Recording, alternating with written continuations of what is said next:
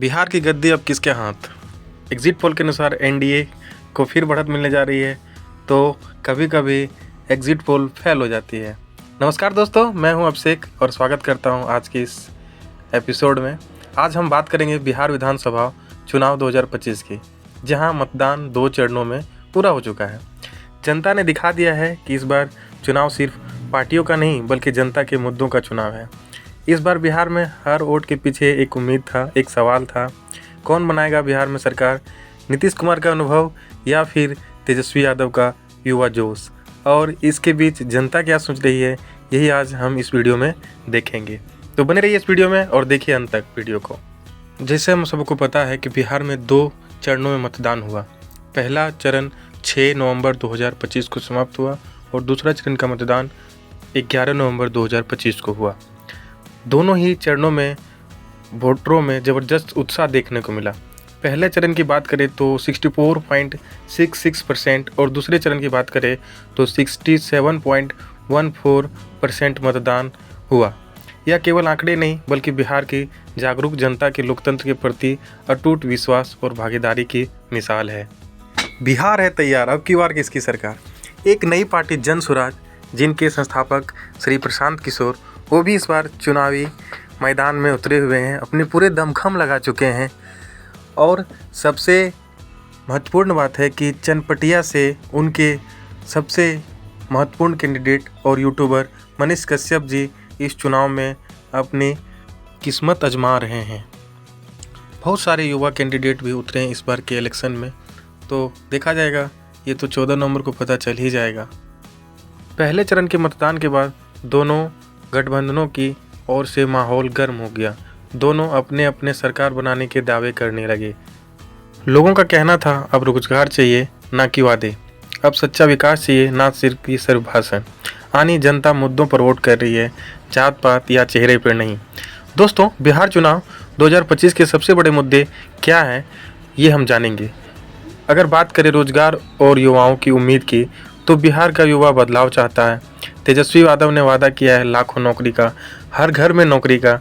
वहीं एनडीए कह रहा है कि हमने पहले ही लाखों नौकरियां दी है।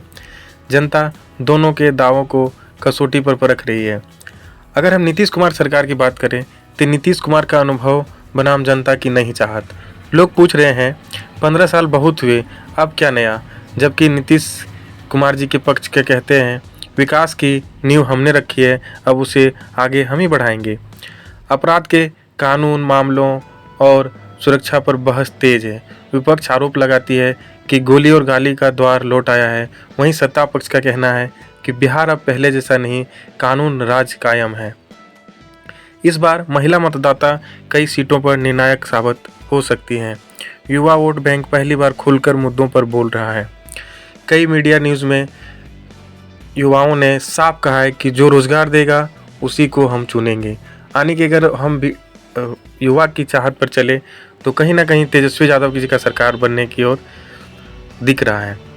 तेजस्वी यादव ने कहा मेरा उम्र भले कम है लेकिन मेरा वादा पक्का है, हर घर को नौकरी, हर परिवार को सम्मान। उनकी मैनिफेस्टो की अगर बात करें तो सबसे बड़ा दावा है कि हर घर में नौकरी। दोनों चरण के मतदान के बाद रुझान बता रहे हैं कि मुकाबला कांटे का है। कहीं एनडीए मजबूत दिख रहा है तो कहीं आरजेडी का जनाधार गहराई से पकड़ बना रहा है। एक नई पार्टी की बात हो रही है जन स्वराज की, तो उन्होंने भी काफ़ी दम झोंका है। बहुत जगह पे वो अपना कमाल कुछ ना कुछ दिखाएंगे ही। लोग कहते हैं बिहार की राजनीति में कुछ भी तय नहीं होता, यहाँ हर बार जनता कुछ नया कर दिखाती है। तो अब बस इंतज़ार है नतीजों का, क्योंकि जनता ने बटन दबा दिया है। अब फैसला ईवीएम में बंद है, क्योंकि एग्जिट पोल हमेशा सही नहीं होता। एग्जिट पोल कभी कभार गलत भी साबित हो जाता है। तो इस बार के चुनाव में रैलियों में दोनों ओर से बहुत ज़्यादा गोलियों से वार किया गया है।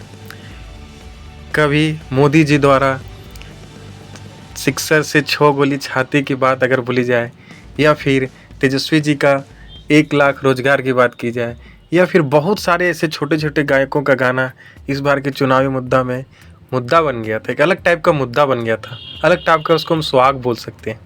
एक अलग टाइप का क्राइटेरिया बना दिया था बिहार में।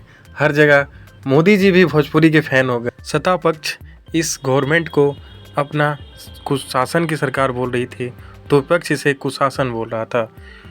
कहीं ना कहीं इस इलेक्शन में बहुत बड़ा बदलाव देखने को मिल सकता है बिहार में।